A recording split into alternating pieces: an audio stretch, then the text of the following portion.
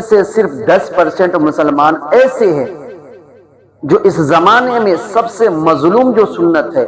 وہ ہے داڑھی، اور 10% ایسے مسلمان ہیں جو اپنے چہرے کے اوپر نبی کی سنت کو سجا کر کے بیٹھے ہوئے اور نبی کی سنت کو سجا کر کے گھومتے ہیں۔ صرف 10% مسلمان ایسے ہیں جو اپنے نبی کی سنت کو فخر کے ساتھ اپنے چہرے پر سجا کر کے گھوم رہے ہیں، اور 90% ایسے مسلمان ہیں جو نبی کی سنت کو اپنے چہرے سے ہٹانے میں لگے ہوئے ہیں۔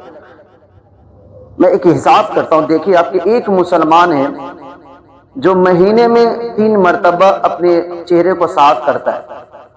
اور ایک مرتبہ صاف کرنے کی قیمت جو ہے وہ 100 روپے،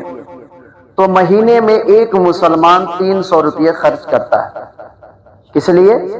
نبی علیہ الصلوۃ والسلام کی سنت کو اپنے چہرے سے ہٹانے کے لیے مہینے میں 300 روپے خرچ کرتا ہے۔ اب آپ حساب کریں کہ یہ امت، یہ قوم نبی علیہ الصلوۃ والسلام کے سنت کو اپنے چہرے سے ہٹانے کے لیے کتنے بلین خرچ کر رہی ہے، مہینے میں کتنے بلین خرچ کر رہی ہے نبی علیہ الصلوۃ والسلام کی سنت کو اپنے چہرے سے ہٹانے کے لیے۔ اور یہ امت دعویٰ کرتی ہے کہ ہم نبی کو چاہنے والے، ہم نبی سے محبت کرنے والے، اتنے جھوٹے ہیں کہ کہتے ہیں کہ ہم نبی سے محبت کرنے والے ہیں۔ ارے کیسے نبی سے محبت کرنے والے ہیں کہ کتنے بلین خرچ کر رہے ہیں صرف نبی کی سنت کو اپنے چہرے سے ہٹانے کے لیے، کتنے بلین خرچ کر رہے ہیں۔ اس لیے میرے بھائیوں ابھی بھی وقت ہے، ورنہ کل قیامت کے دن ہم نبی علیہ الصلوۃ والسلام کو کیسے چہرہ دکھائیں گے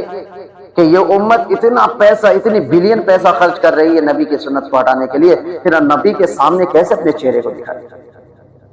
اس لیے میرے بھائیوں